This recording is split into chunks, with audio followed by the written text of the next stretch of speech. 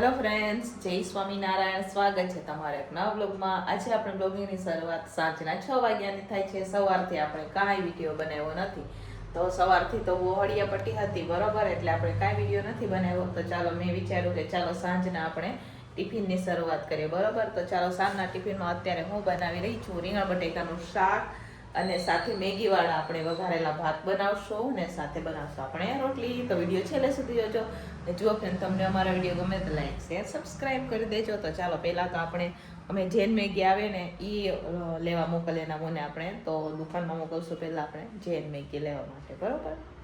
તો ચાલો અહીંયા હવે આપણે રીંગણ બટેકા લઈ લીધા છે. દૂધી નાની હતી પણ આપણે લઈ લીધી છે.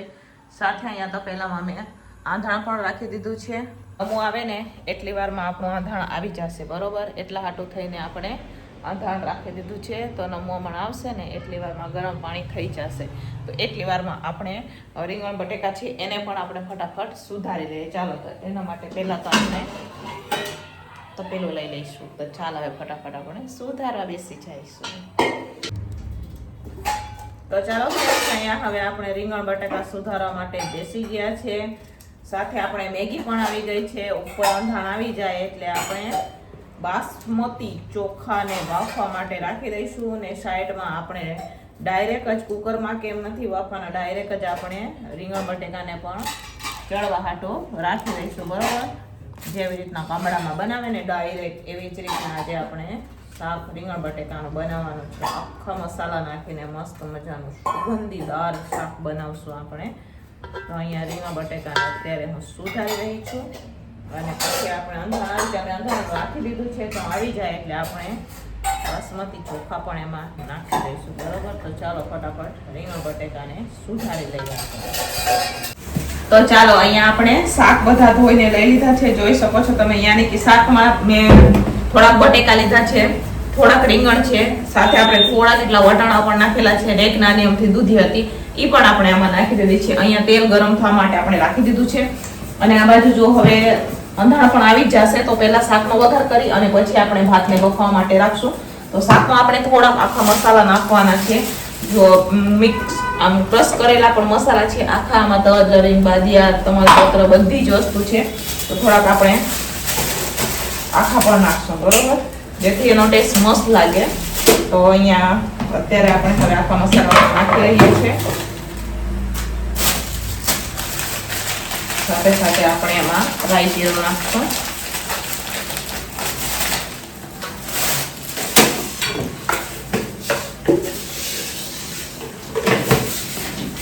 ચાલો હવે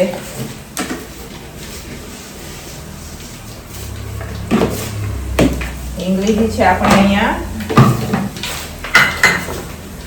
આદુ ખમણીને લઈ લીધું છે આપણે.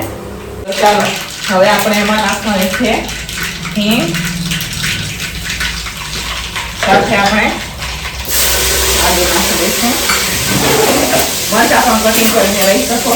મેં આદુ લીધું છે.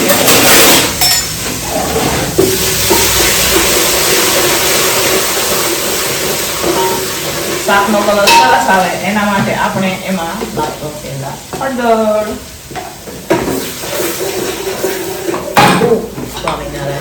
આખા મસાલા છે એ પણ નાખી દઈશું થોડા. હવે આપણે અહીંયા શાક મેં પહેલેથી ધોઈને રાખી લીધા હતા એ મિક્સ કરશું.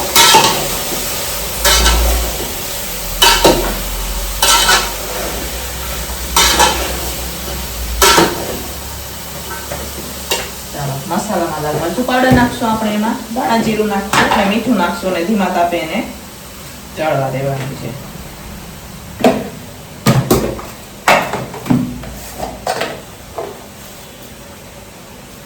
મીઠું નાખી દીધું છે, સાથે ધાણા જીરું અને ધીમા તાપે એને આપણે ચડવા દેવાનું છે.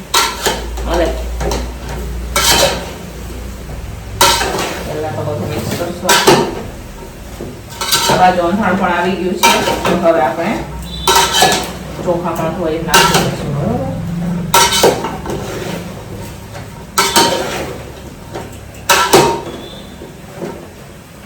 ચાલો આને હવે ઢાંકીને ચડવા દઈશું આપણે. તો ચાલો અહીંયા આપણે હવે બાસમતી ચોખા લઈ લીધા છે. આ કિલો ચોખા છે બરોબર. તો કિલો ચોખા આપણે થઈ જશે કેમ કે અત્યારે ટિફિન ઓછી છે એટલા હાટું થઈને. તો ચાલો આને ધોઈ નાખીએ અને પછી આપણે અહીંયા ગરમ પાણી છે એમાં બફવા માટે આપણે રાખી દઈશું. તો ચાલો અહીંયા આપણે ભાત પણ ધોઈને રાખી દીધા છે. આ બાજુ શાક પણ આપણું સરસ મજાનું ચડી રહ્યું છે. તો અહીંયા હવે આપણે આ વટાણા છે એને ધોઈને લઈ લીધા છે. એ પણ આપણે ભાતમાં નાખી દઈશું બરોબર. ને એને પણ આપણે સાથે સાથે આપણે ચડવા દઈશું. હવે થોડાક ટમેટા આપણે સુધારવાના છે જે શાક માટે અને મેગીવાળા ભાત માટે. અને જો અહીંયા હજે તો દેશી ગાજર લીધા છે તો એને પણ સુધારી લઈશું. અહીંયા કોબી, ફણસી ને કેપ્સિકમ સુધારાઈ ગયું છે તો સાથે સાથે આપણે ગાજર પણ એમાં સુધારી લઈશું. તો આ ગાજરને પણ આમાં સુધારી દઈએ આપણે.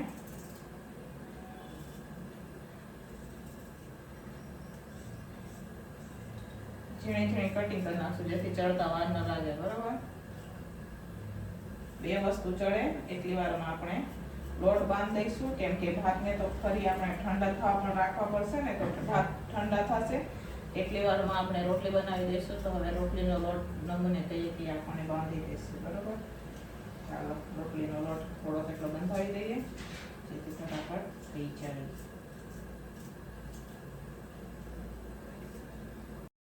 તો ચાલો ફ્રેન્ડ્સ અહીંયા સરસ મજાના ભાત બફાઈ ગયા છે. તો અત્યારે હું ચારણોમાં ચારી રહી છું. જોઈ શકો છો તમે મેં ઝારો લઈ લીધો છે. ઝારાથી અત્યારે આપણે ભાત કાઢી રહ્યા છીએ અને મોટો ઝારો લઈ લીધો છે. તો એમાં હું અત્યારે ભાતને ઠંડા થવા માટે ચારી રહી છું. જોઈ શકો છો સાઈડમાં આપણા રીંગણ બટેકા પણ ચડી રહ્યા છે.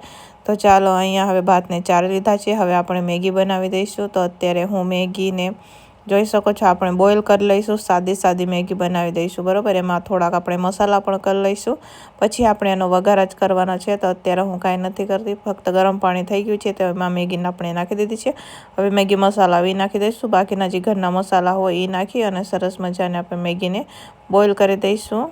તો ચાલો ફ્રેન્ડ્સ અહીંયા મેગી આપણે સરસ મજાની બોઇલ થઈ ગઈ છે. અત્યારે હું હવે ભાતનો વઘાર કરી રહી છું. તો અહીંયા તેલ ગરમ થવા માટે રાખી દીધું છે. સાથે અહીંયા રીંગણ બટેકા પણ આપણા ચડી રહ્યા છે જોઈ શકો છો તમે.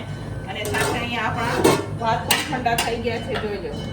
મસ્ત મજાના છૂટા દાણા આપણા અહીંયા ભાત પણ હવે ઠંડા થઈ ગયા છે. તો અત્યારે હું બનાવી દઈશું હવે મેગીવાળા પુલાવ બરોબર. તો સાંજના ટિફિનમાં આજે આપણે બનાવી દઈએ છીએ મેગીવાળા પુલાવ સાથે રીંગણ બટેકાનું શાક ને રોટલી. તો ચાલો ફટાફટ હવે ભાતનો આપણે વઘાર કરશું. ચાલો અત્યારે હવે અહીંયા આપણે રાઈ જીરું પણ નાખી દીધું છે. સાથે અહીંયા હિંગ પણ નાખી દીધી છે. સાથે અહીંયા બધા વેજીટેબલ લીધા છે. એને સરસ મજાના આપણે હવે સાતળી દઈશું. જો અહીંયા આપણે વેજીટેબલને સાતળી રહ્યા છે જોઈ શકો છો તમે. સરસ મજાના હવે એને સાતળી લેવાના છે. સાથે એમાં આપણે નાખી દેવાના છે ટમેટા. તો ટમેટા પણ નાખી દઈશું. ચાલો ફટાફટ એને પણ હવે આપણે સાતળી લઈશું.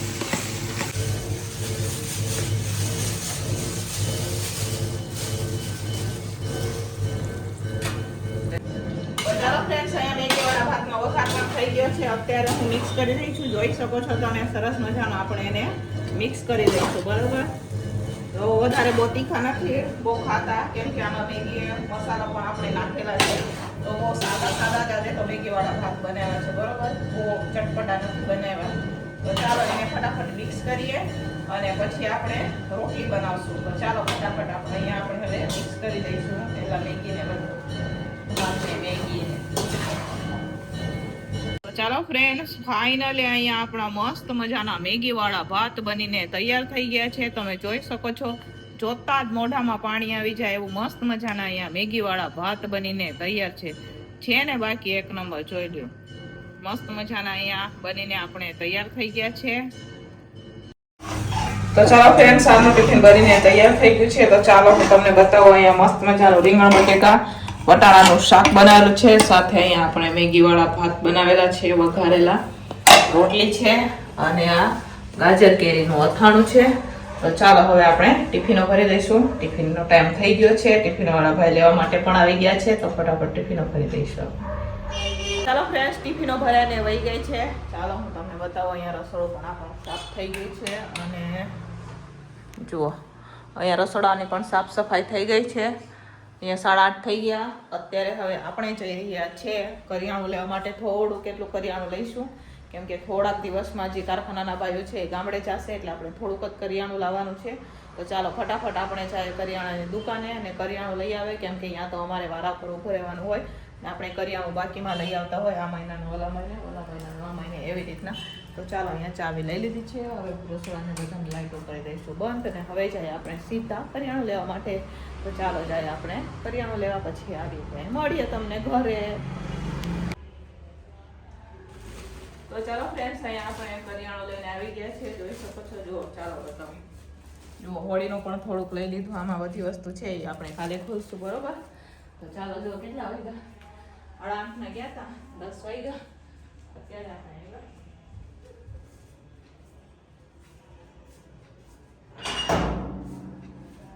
તો ચાલો અહીંયા ડેલો બંધ કરી દો. હા, મારી બાકીની ડાયરી છે, કેવડી મોટી, બધા નાની નાની ડાયરી, અને અમારે જાજુ હોય ને એટલે જુઓ બહુ મોટી ડાયરી છે, બરોબર? તો ચાલો ડાયરીને નાખી દઈએ અને નવું ને એક કામ એ પેલા કરીએ.